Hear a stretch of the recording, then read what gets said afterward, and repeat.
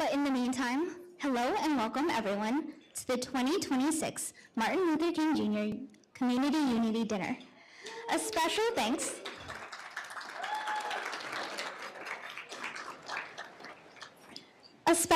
to our musical ensemble for providing us with beautiful chamber music. To begin our event, I would like to ask you all, if you are able, to please rise for the Black National Anthem, Lift Every Voice and Sing, performed by MSU staff member and vocalist Tiffany Gridiron.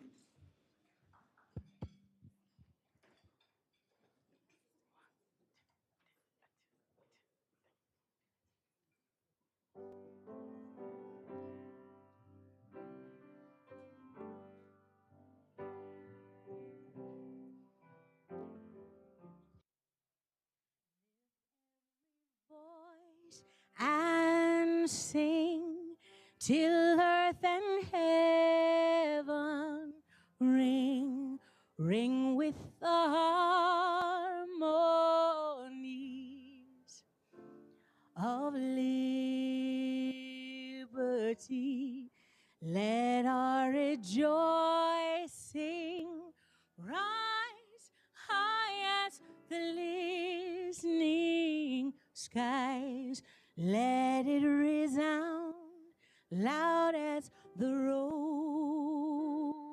sea. Sing a song full of the faith that the dark past has taught us. Sing a song full of the hope that the present has brought us. Facing the rising sun of a new day begun. Let us march on till victory is won.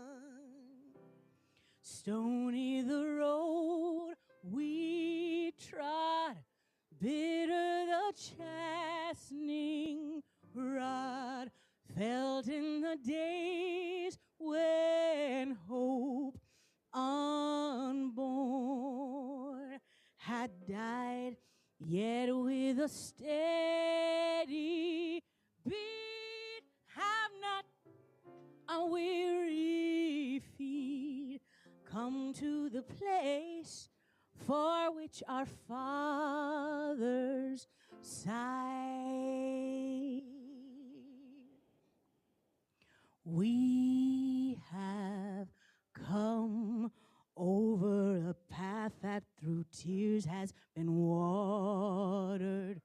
We have come treading the path through the blood of the slaughtered.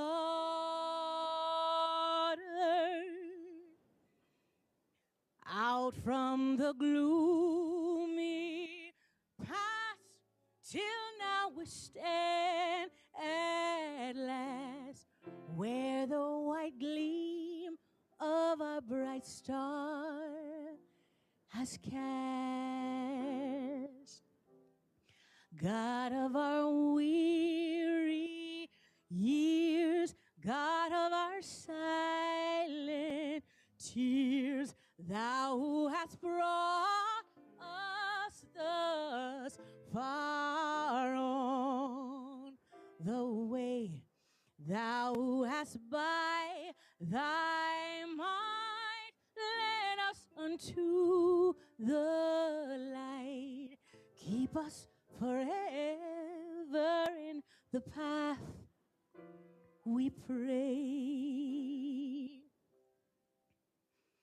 lest our feet stray from the places, our God, where we met thee, lest our hearts, drunk with the wine of the world, we forget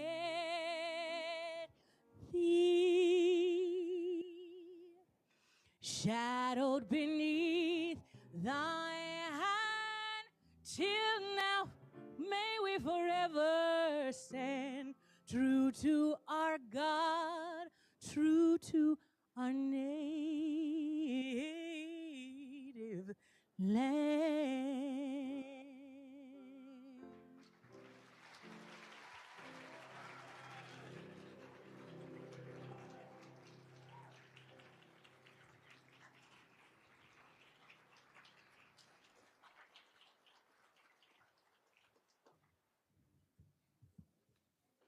As much as I would love it, you all can sit down.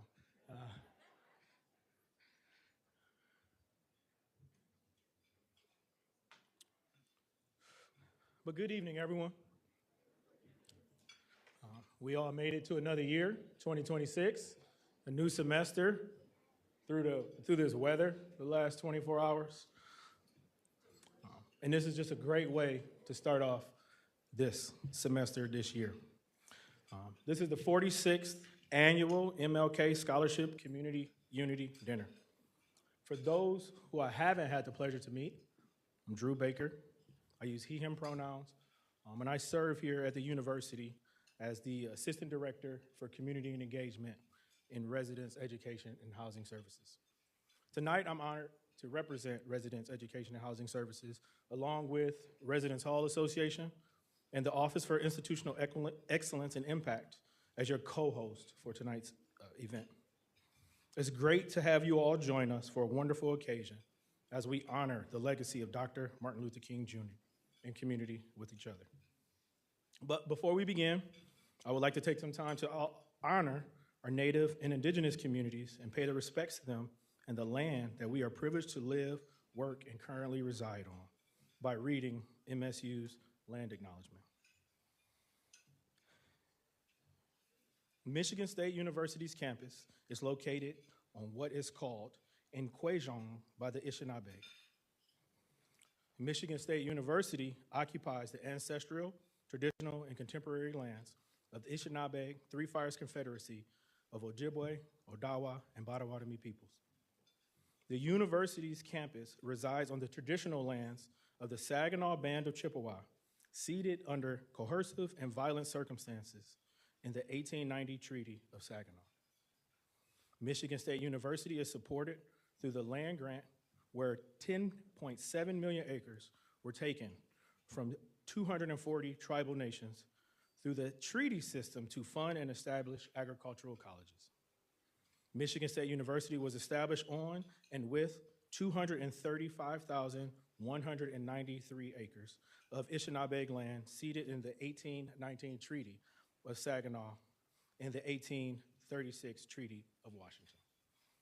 Michigan State University recognizes, supports, and advocates for the sovereignty of the Anishinaabe nations from the Great Lakes area for historic indigenous communities in Michigan, for indigenous individuals and communities who live here now, and for those who were forcibly removed from their homelands. By offering this land acknowledgement, we affirm indigenous sovereignty and will work to hold ourselves more accountable to the needs of indigenous peoples and to create an equitable and fair practice policies for years to come. As some may be aware, this is an updated land acknowledgement provided to us by our American Indian and Indigenous Studies program. There has been some rewording, but I would like to highlight that some of the new words more accurately describe the truth of which of the process in which those treaties were signed. And we name these truths, including the violent and coercive process that shaped the treaties. We work to commit ourselves to learning from that history rather than turning away from it, thus allowing these lessons to guide us into the future, grounded in accountability, relationship, and shared possibilities.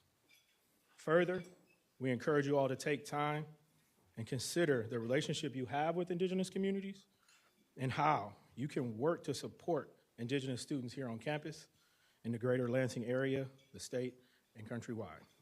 Thank you.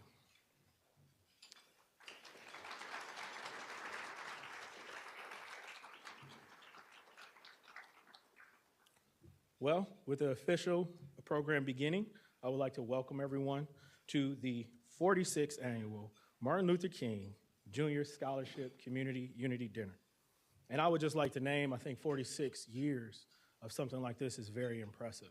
I was speaking to some colleagues before, and I was thinking of some MSU traditions, and I'm like, 46 years of this that's longer than it is on campouts, right?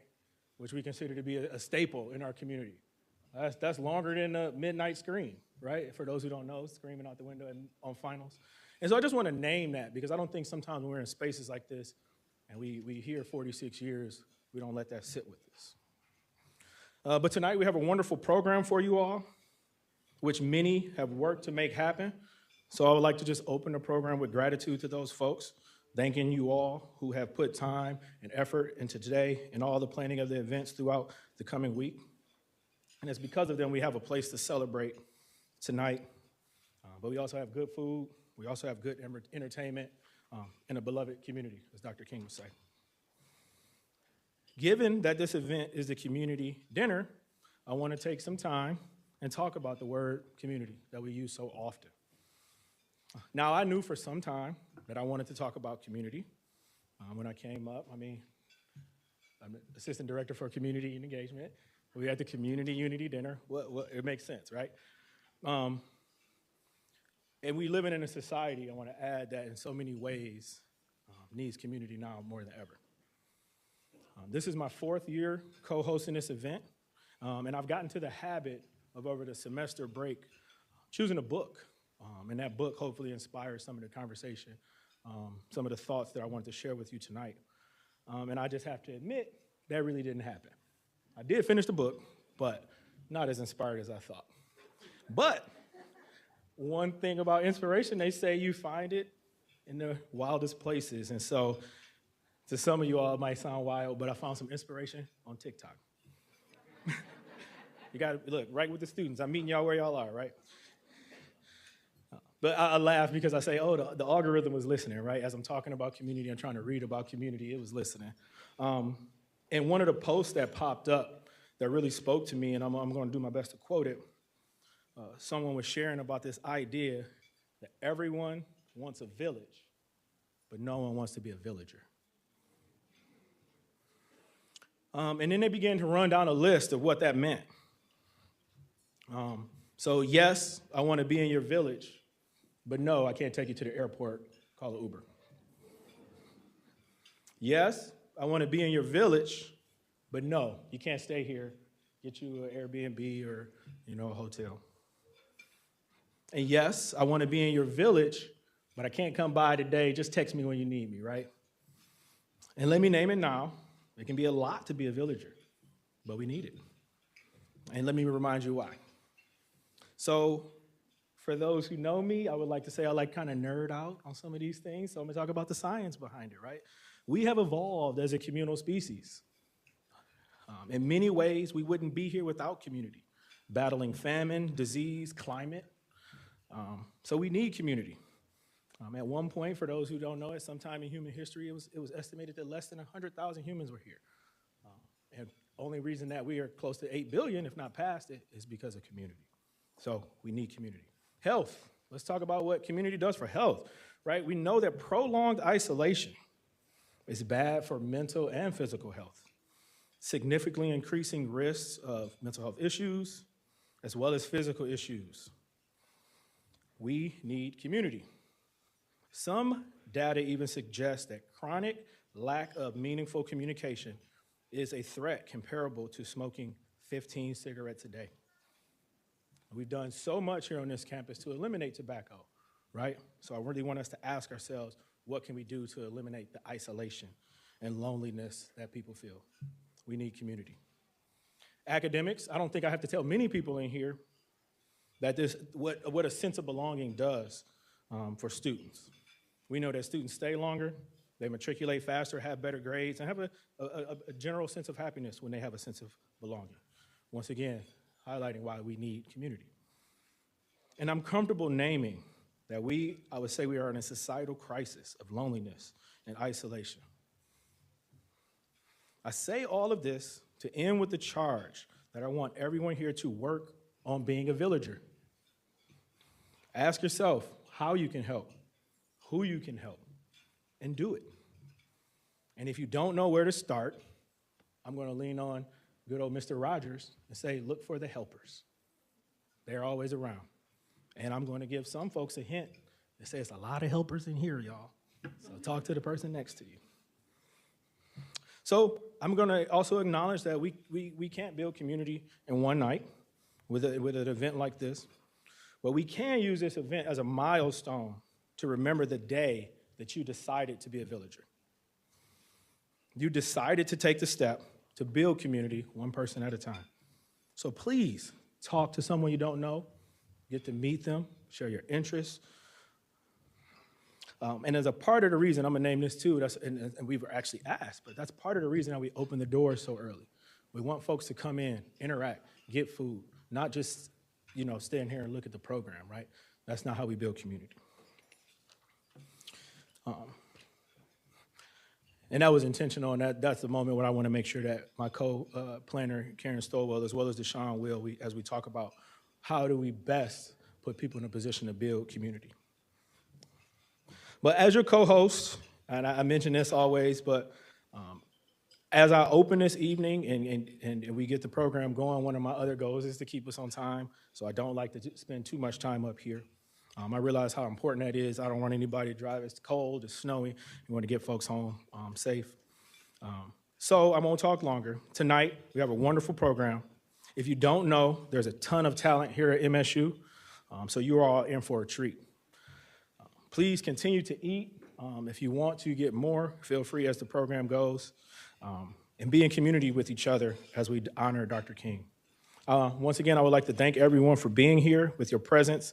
As you honor the idea of building community, taking the first steps tonight to be a villager. Next up is my amazing friend and co-host, who's a very active student leader here on campus, who is living Dr. King's legacy through her several roles of service here on campus, who I will also allow to introduce herself. Thank you.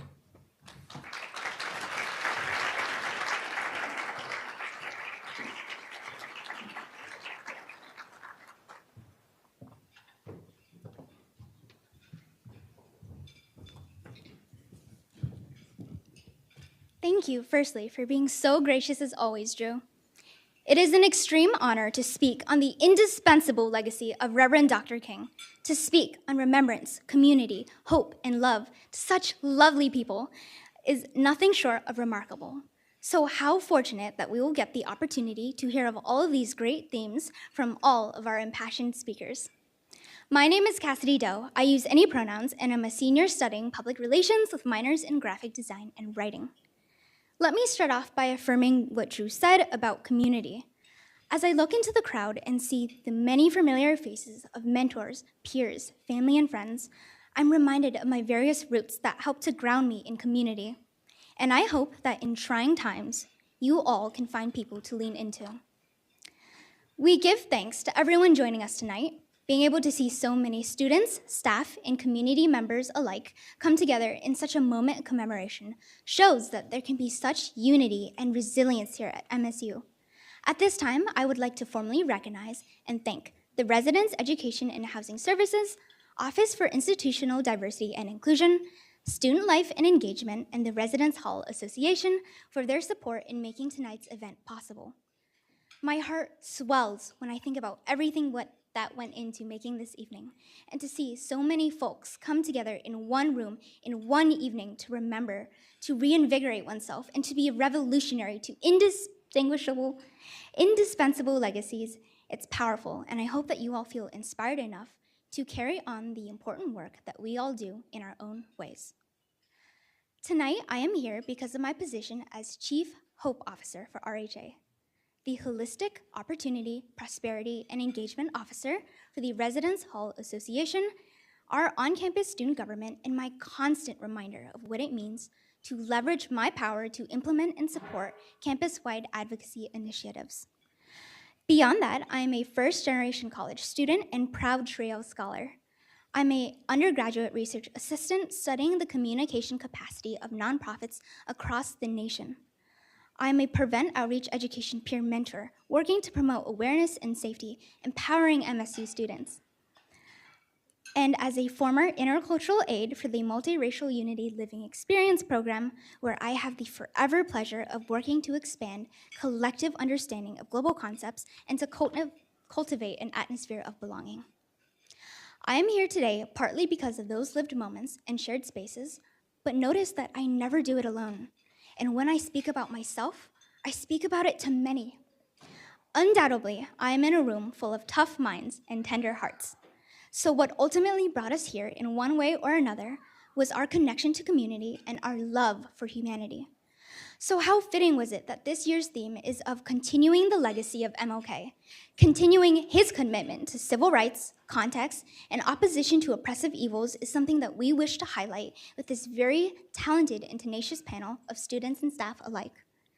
I speak to each of you today to ask yourself, what kind of legacy do I want to leave behind? I ask you to look deep within your heart, because the connections between today's speakers, noble change agents like Dr. King, and yourself are more connected than ever. Because let us never delude ourselves that the civil rights era and Dr. King's fight was a thing of the past and not one that is continuously expanding upon and evolving into its next waves.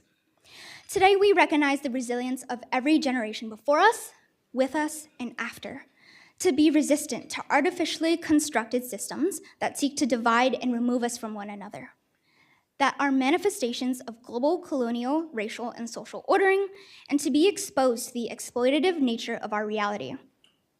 And while we are committed to change, we must remember there is a necessity in both aspiring for a bright future while also being grounded and conscious of the turbulent past that shape our collective human experience.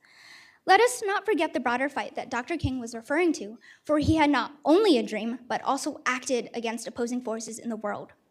Let tonight be a reminder that hope and action needs to happen hand in hand in order to bring about change that the world desperately needs. So, with a collective emphasis on community, unity, agency, and interconnectedness, together we have and will continue to carry on the legacy of Dr. King through our courage to unveil fundamental truths, commit ourselves to change, and never lose ourselves in the pursuit of revolutionary love and justice.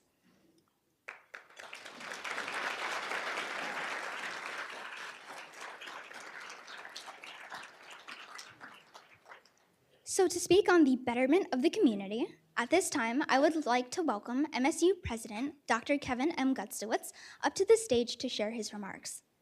Kevin M. Gutstowitz, a neuroscientist, academic leader, and concussion researcher, started as president of Michigan State University in 2024.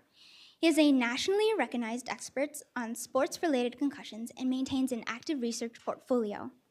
Gutstowitz earned his bachelor's degree in athletic training from West Chester University, a master's in exercise physiology training from the University of Pittsburgh, and a doctorate in sports medicine from the University of Virginia. Born and raised in Latrobe, Pennsylvania, he and his wife Amy have 4 children: Jacob, Nathan, Adam, and Tessa. Please join me in welcoming MSU President Dr. Kevin M. Gutstowitz.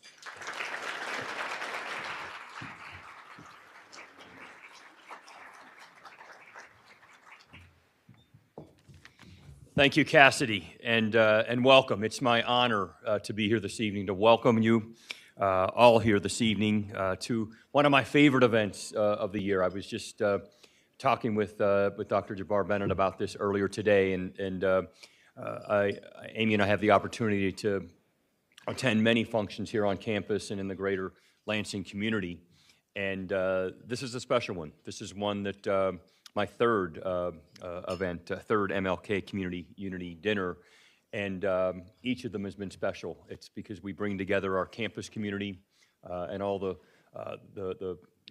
employees, students, and faculty that make this enterprise run on a daily basis, and we bring together the community of the greater Lansing community. And I've always said that we need to be sure that we each view each other as an asset to the other, and so this is one of the many ways in which I know that we do this. I want to acknowledge the chair of the Board of Trustees, Brianna Scott, who is with us this evening. Thank you for being here. Trustee Rebecca Barhar-Cook, thank you for joining us this evening. And so many members of our leadership team that, again, care deeply about the issues that we'll hear more about this evening. Thank you for being here. And I also want to acknowledge and thank our keynote speaker, Dr. Terry Flenaw, who we'll be hearing from here shortly. And I want to thank Drew for his remarks. I really appreciated what Drew said about community, about village, and the importance of that village being more than just a place or a space. But it's about the people within it and the interactions that have to take place in order for that village to function in the way that we need it to operate on a daily basis. I want to thank him for mentioning Mr. Rogers, Mr. Rogers and I share a hometown, Latrobe, Pennsylvania. I grew up in Mr. Rogers' neighborhood. And I know that he would have agreed with everything that Drew talked about with respect to that village, which in my hometown, and Mr. Rogers' hometown, we refer to as a neighborhood. I'm proud that Michigan State University has officially celebrated the life and work of Martin Luther King Jr. since 1980, 46 years, one of the longest running celebrations on any campus, and that's something we should be proud of. And tonight, his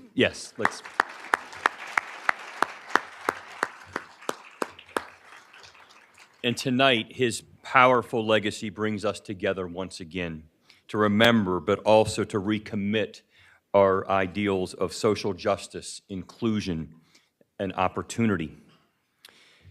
And this is important when we like to refer to ourselves as a leading global public research university, and many in the room know I talk about that often. As is too often apparent today, the struggle for the ideals Dr. King represented is not a relic of the past, but an imperative of the present and a foundation for a better future. Over the last year, we've heard demands to walk back progress made since Dr. King's day, whether they're coded in rhetoric, embedded in policy, or official ultimatums, or even attempts to erase history itself. Given the importance of civil rights in our democracy and Michigan State University's commitment to academic freedom as a hallmark of public higher education, we need to be concerned about attempts to limit whose stories can be told and whose voices and lived experiences should be valued. And as a land-grant university and that proudly public institution that we love, Michigan State University should reflect the breadth of society that created us and ensure our opportunities extend to all. As we create an environment where our increasingly diverse student and employee populations are welcome, I'm proud that last fall, Michigan State University's total enrollment included more students of color than any previous year in our 170-year history, nearly 29% of our U.S. resident enrollment, and we should be proud of that.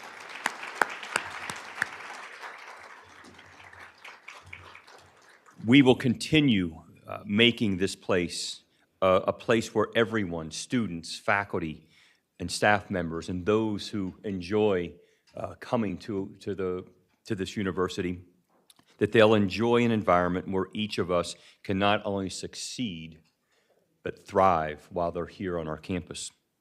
I've seen how classroom conversations among students with different lived experiences, how that curriculum can come to life. You can have the best curriculum in the country, but it's those conversations that take place around the table in the classrooms when those different lived experiences can be part of the conversations is what a thriving democracy is all about. That curriculum comes to life. More than striving for equity, fulfilling our collective potential as a university requires recognizing and applying the lived experience of every Spartan to our scholarship and to our culture. Since we gathered for the MLK Scholarship Community Unity Dinner last year, we've made progress broadening access to an MSU degree and to make this campus as safe and welcoming as it can be. We opened our first freestanding multicultural center, creating space for expression and expanded opportunities for sharing connections and multicultural education.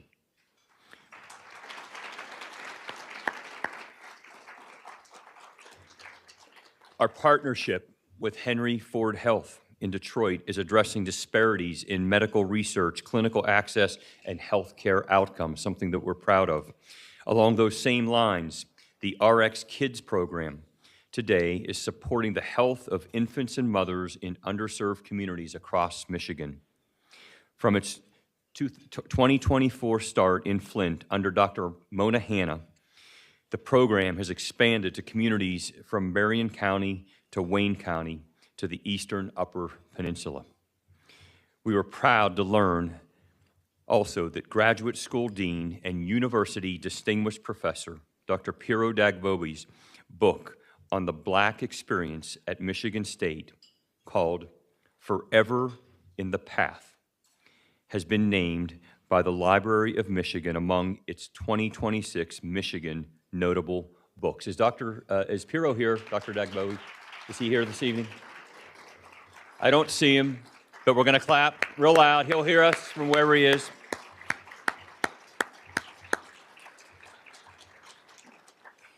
Looking ahead, I also know that many departments across the university are preparing to observe Black History Month in February. It's a reminder of the inclusive and supportive culture we strive for every day of the year. And as we recall how Dr. King called on us to engage across our differences and to listen with humility, I look forward to inaugurating a new presidential speaker series. We will present a panel discussion on March 17th at the Wharton Center among nationally noted thinkers and doers illuminating the role higher education has in modeling civil discourse and appreciating viewpoint diversity that can help strengthen our democracy. And I hope that you'll consider attending that event. Thank you. And so in closing, I want to offer my congratulations to this year's Martin Luther King Jr. Endowed Scholarship recipient, and I want to thank Residents, Education and Housing Services, Residence Hall Association, and the Office for Inclusion, Excellence, and Impact for sponsoring tonight's dinner, and all those who helped plan and produce tonight's dinner and events. Thank you all for attending and for continuing to work together as one team and as Spartans to fulfill Dr. King's vision of an arc of the moral universe truly bending toward justice. Thank you, and go green.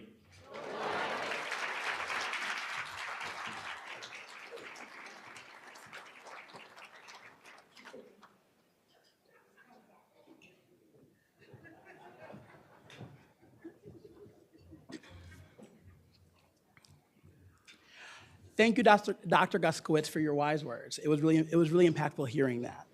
Hello, everyone. My name is Deshaun Will. I use he, him pronouns, and I am currently a second-year grad student studying human resources and labor relations, working under Drew Baker in the Community and Engagement Department of our Residence Education and Housing Services, or REHS. I was fortunate enough to join the Dr. Martin Luther King Day Planning Committee on campus this year and last year. And tonight, I have the honor of announcing the Dr. Martin Luther King Jr. Endowed Scholarship Program awardees.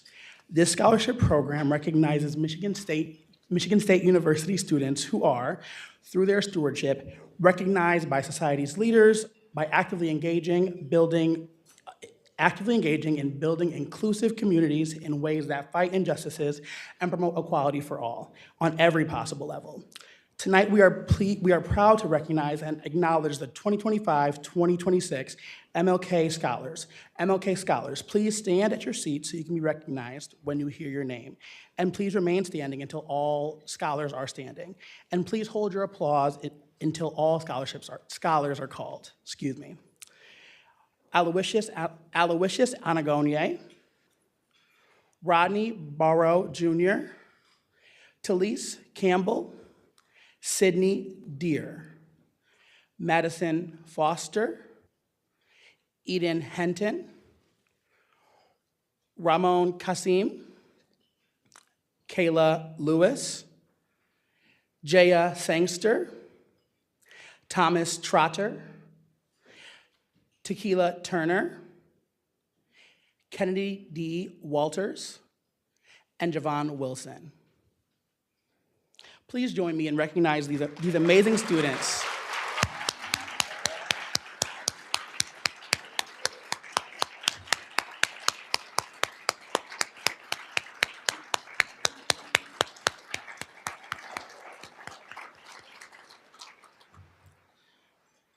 guys may be seated.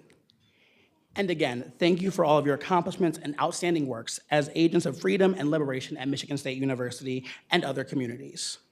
We would also like to invite you to donate to the Scholarship Fund. If you are interested in financially supporting the Martin Luther King Scholars Program, please feel free to use the link provided on the program. It's at the bottom of the second page under the scholarship recipients' names. We would also like to encourage students to apply for the 2026-2027 Martin Luther King Endowed Scholars Program. The scholarship will open in late spring, and information about it can be found at scholarships.msu.edu. Thank you.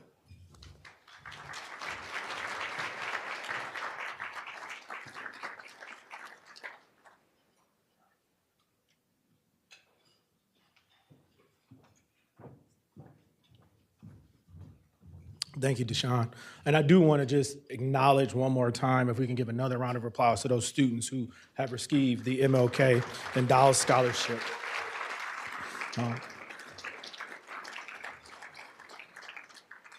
And now, Transforming Theater Ensemble presents Legacy by Charisma Holly.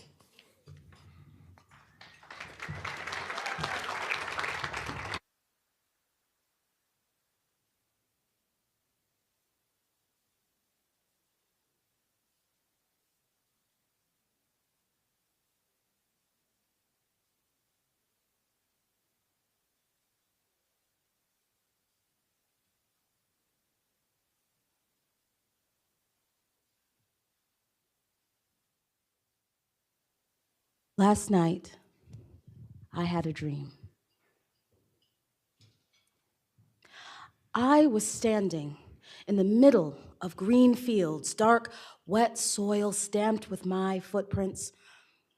As I stepped closer into a sunlight that was so unconditionally giving that I reached into the honey ember of the horizon and latched onto a string of silver linings. In a forming hurricane of unanswered prayers, a promised land projected in fading ink.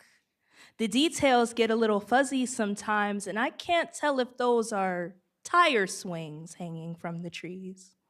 Maybe America wouldn't be such a nightmare if it wasn't constantly draining the life out of its colors, if my mind's eye wasn't such a graveyard every time I lay down to rest. My eyes don't stay closed for long. Insomnia is just a substitute for paralysis.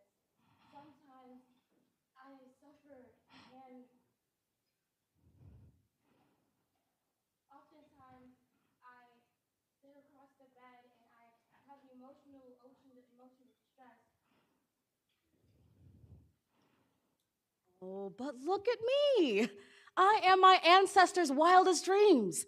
Dr. Martin Luther King Jr. once said that he could envision black and white children singing together. And listen, if he could imagine national integration in a country where that didn't exist yet, then it's not far-fetched for me to prophesize life more abundantly over the society I live in. It's just a matter of whether or not society will let me live it.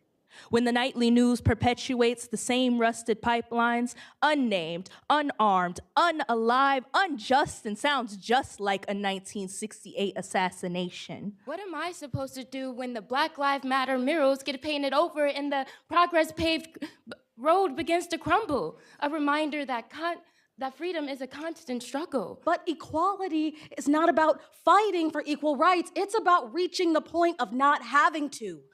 You've got to remember, there is a goal, that after trudging through this underground tunnel, there is a beacon light of opportunity where freedom rings insurmountably. This demand for reparations is not solely about survival. Black joy is revolutionary. BET Awards, piano keys, pencil sketches, spoken word poetry are peaceful protests. They say the opposite of nonviolence is non-existence. And the opposite of war is slavery. Caught between a rock and a dark, dark place, I would love to live in peace and rest in power, but like the river, I've been running for so long, I still don't know what's going on. I can't afford to be sitting on the sidelines singing hymns when there are those prepared to acquire liberty by any means necessary. But I don't know if this is necessary or just sensationalized. The media has detracted so many morals from the mainstream, I think we're all a little too desensitized to discern what's really worth our attention. It's the newest album and the next big scandal, and it's the elections. Googling who was Bayard Rustin, searching to learn where do we go from here. Definition of words: depression, repression, oppression, thoughts racing through my brain, pulling every direction. I'm so tired. Every time I close my eyes, I see a world where maybe everything is made of light. Or maybe everything is on fire. Or maybe we finally figured out how colors work. Stars glow so brightly they appear white. Against an all-black backsplash we call the sky. But this kitchen has not been remodeled enough for us to live in. Orange is the horizon line of scintillating victory. Drenched in the crimson overlay of our past. The dusk of hope we hold for. Tomorrow Tomorrow is a rainbow, a symbol, a promise. Unguaranteed. but worth looking out for. At the end of the day, freedom is a vision. Dr. King said he already caught a glimpse of the promised land. We can reach it. If we first can believe it. When you close your eyes, Tell me, can you see it?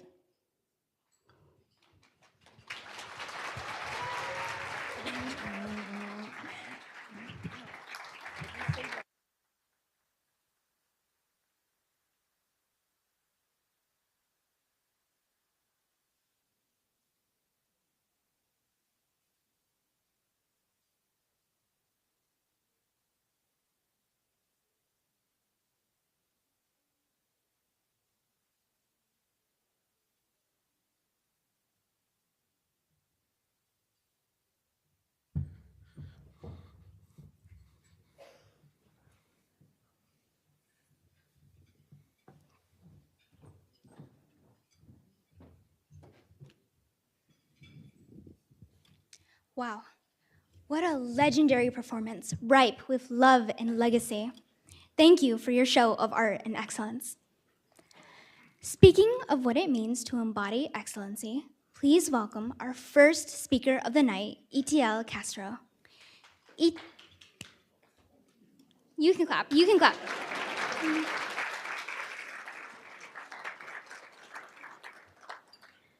ETL Castro was born and raised in Southwest Detroit and is currently a senior at Michigan State University, triple majoring in mathematics, statistics, and economics. Throughout college, ETL has been deeply involved in student leadership and community building, founding and leading first-generation Latino leaders, and serving in leadership roles within SHIP, Sigma Lambda Beta, and Alpha. As a first-generation college student, ETL is passionate about helping others succeed in unfamiliar spaces and creative pathways that empower people to grow, lead, and thrive. So please join me in welcoming this truly dedicated student leader on stage.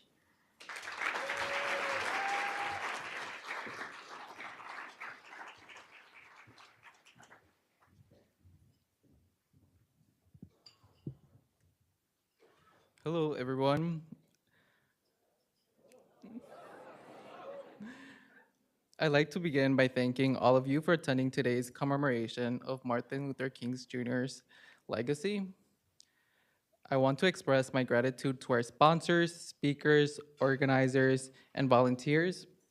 In addition, I want to extend a thank you to all the venue staff, custodial teams, security, technical support, and catering staff, whose work often goes unseen, but is essential to making events like this run smoothly.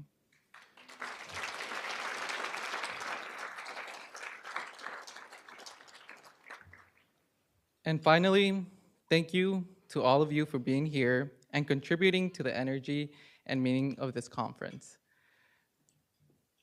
I also feel deeply honored and grateful to have been chosen as the undergraduate speaker for this evening. Growing up, I don't remember a time when I wasn't working. I had always a part-time job. I was always pushing myself academically. I would be at school by 6 a.m. and wouldn't get home until 9 at night. And even then, I didn't sleep. I would often stay past midnight doing homework just to wake up and do it all over again. That was my life throughout high school, and the pattern has followed me through into college. I've always worked part-time. I'm triple majoring. I'm involved in multiple projects, and I founded an organization to support first-generation college students because students like us often face barriers that others don't have to think about. I want to be clear. I'm not saying this to boast.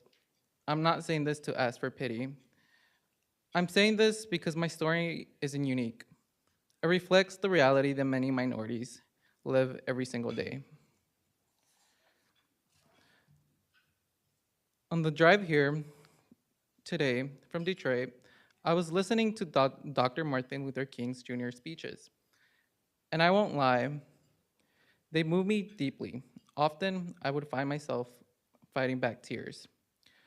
One speech in particular stayed with me. It's called, "What is your life? Your life's blueprint."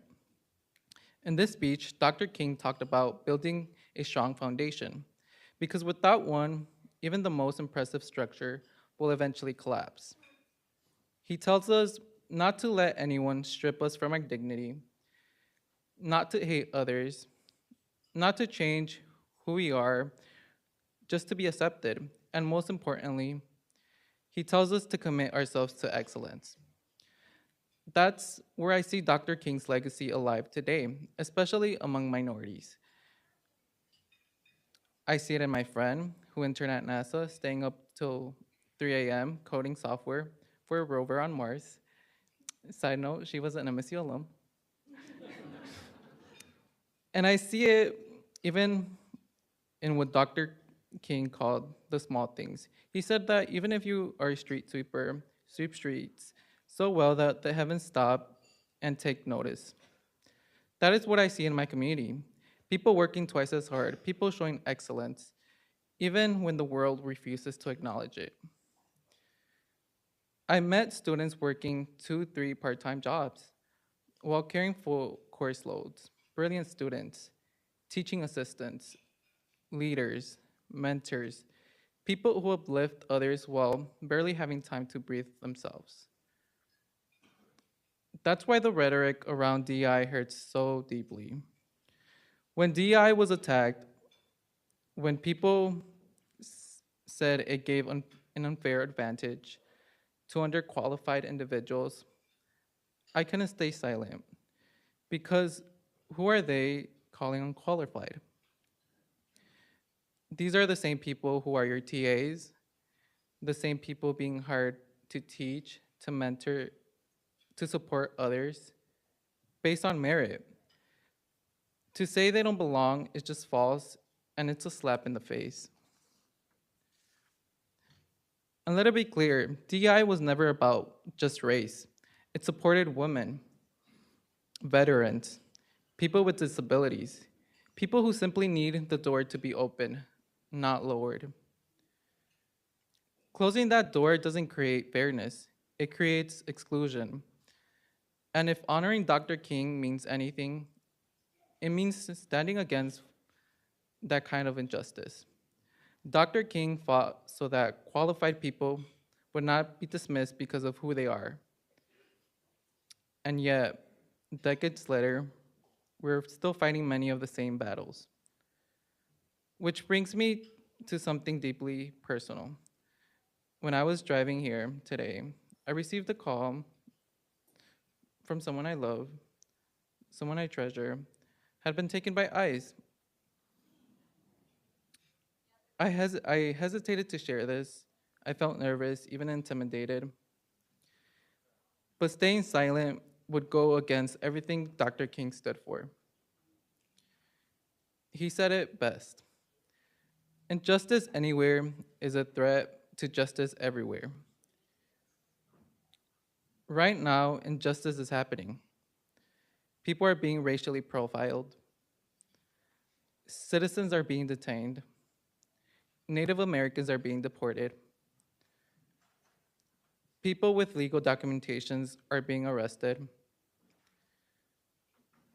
those documents are being torn in front of them. Families live in fear. I live in fear. Fear that walking down the street could cost my life. Fear that children are growing up surrounded by uncertainty and trauma. And yes, this is overwhelming, but Dr. King taught us that we do not have to respond with hatred. We respond with peaceful protests, with determination, with courage. Us Americans have always claimed to lead by example. We cannot claim to be a symbol of freedom if that freedom is conditional. We cannot ask the world to admire us if we cannot protect our own people. Dr. King believed in love, in beauty, and justice, not for some, but for everyone. So today, I ask that we don't just remember Dr. King, we honor him. By speaking out, by refusing to accept injustice as normal, by being an active community member, and standing up for what is right. Thank you all, and I believe we can do this.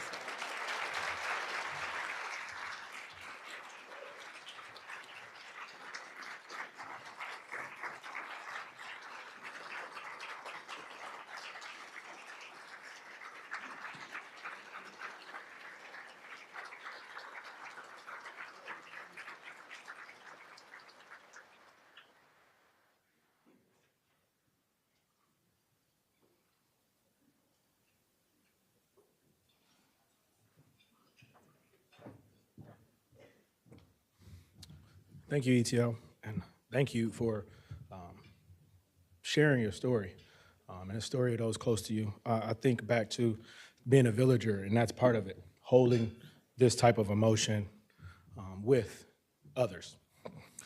So now I have the honor of introducing our second student speaker. This is our first graduate student speaker. Tuli Gallagher is a master's student studying human resources and labor relations and has earned her bachelor's of arts in sociology with a minor in human migration studies at MSU. She was raised in Prosper, Texas, before moving to Michigan and attending MSU. During this time, she had a chance to serve as a residential student leader, a well-being activator network, SWAN, representative for University Health and Wellbeing, a student representative and allyship training assistant for the collegiate recovery community, and a neighborhood student representative in the Residence Hall Association. She is excited and grateful to contribute to the initiatives that strengthen community, connections, and foster a true sense of belonging for everyone. Please welcome Tuli to the stage.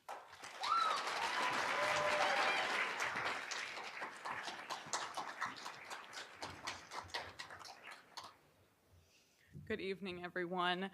I just want to say that I am so grateful to be in a space with such wonderful stories. It is truly an honor to be here before you all tonight. Here at Michigan State University, a place that has always dared to ask what is possible when we bring our whole selves into community. Tonight, as we gather to honor the life and legacy of Dr. Martin Luther King Jr., we come not only to remember history, but to recommit ourselves to it, to carry forward his dream, not only in memory, but in motion.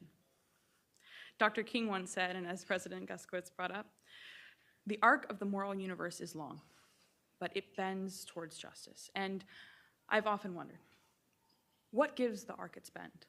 What keeps it from breaking beneath the weight of disappointment or delay? The answer, I believe, is people, ordinary people like you and me. Ordinary people who choose extraordinary love. People who believe that even in the face of division, fear, or fatigue, hope is not naive. Hope is necessary. When we walk across this campus, we see that idea everywhere. We see it in the student organizations that welcome all and remind them, you belong here. We see it in the hands extended across lines of difference. We see it in the quiet courage of those who imagine a better way to build community. One that values connection over competition, growth over comfort, purpose over popularity. That spirit, that commitment to one another, is the essence of who we are. Here at MSU, we often say, Spartans will. I think those two words carry weight, and they're not just a slogan, they're a declaration. They remind us that we will meet adversity with resilience. We will answer injustice with empathy. And we will hold fast to our values, even when the world around us feels uncertain. But Spartans will, it also asks us of something. What will we do with the strength that it celebrates? Will we see beyond our differences to discover what's binding us? Will we take up the slow, patient work of unity, the kind of unity that Dr. King spoke of, understanding that progress does not always look like perfection, but like persistence? Because I think the beloved community Dr. King envisioned, it isn't built by accident. It's built by us. Student by student, conversation by conversation, moment by moment. Over these past few years, our university has faced moments that have tested us deeply. Moments that asked, who are we when things get hard? Moments that reminded us that community isn't just found in celebration, but built in struggle. And yet, through those challenges, we witnessed something incredible. We saw students, staff, faculty, and advisors link arms, not literally, but through compassion, care, and commitment.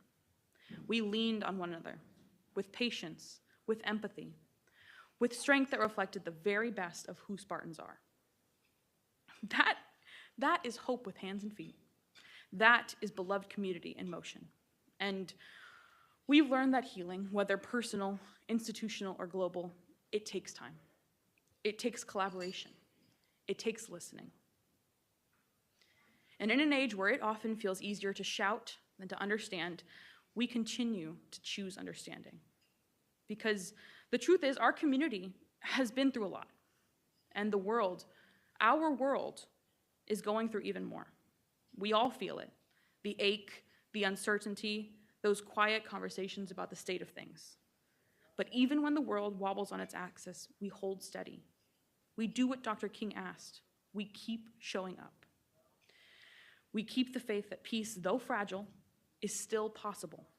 We keep believing that progress is still worth the push. And that's what makes MSU so special. Even in hard moments, the light here, it doesn't go out. It might dim for a while, but then someone shows up with a spark. A friend, a mentor, an organization, a community. And suddenly that spark begins a fire again, illuminating what is best in all of us. That light shows up when our student organizations come together to create spaces of belonging. It shows up when students advocate for inclusion, not for attention, but for change. It shows up in the way our faculty, advisors, and mentors guide with humility and care. It shows up whenever someone says, I see you. You matter. You are a part of this. That is beloved community in action. And sometimes, even hope itself is an act of resistance. To keep hoping, to keep believing, is to refuse to accept that division or despair will win. In that sense, community becomes not just something we're a part of, but something we protect. Unity is not the absence of conflict. It is the presence of understanding. It demands empathy. It demands patience. And yes, it demands courage. Because to embody Dr. King's legacy is to continue the work he began. To ask not, what have we achieved, but who have we lifted? And so, as Spartans, we must keep lifting. We must keep showing up in classrooms, in our organizations, in small, unseen acts of care. We must be a villager, believing that every kindness shifts the atmosphere. Every time we choose listening over labeling, we move our shared humanity forward. Dr. King reminded us that everybody can be great because everybody can serve. And service, it isn't about popularity or position. It's about purpose. And purpose starts right where we are. When I think about MSU, I think about how our community embodies that idea. The student organizations that I have the privilege and honor of supporting. The Multicultural Center, the cross-campus collaborations, these are all threads in the same strong fabric woven by people who understand that leadership isn't about being in front. It's about building a better tomorrow together. That is how we live out Spartans Will. That is how we live out the legacy of unity. Not just as individuals striving for success, but as a collective force committed to something larger, to community, to connection, to compassion. Because Spartans will listen. Spartans will serve. Spartans will hope, even when hope feels short in supply. And Spartans will build the beloved community that Dr. King dreamed of, not someday, but today. In the ways we learn, in the ways we lead, in the ways we love each other, here and now.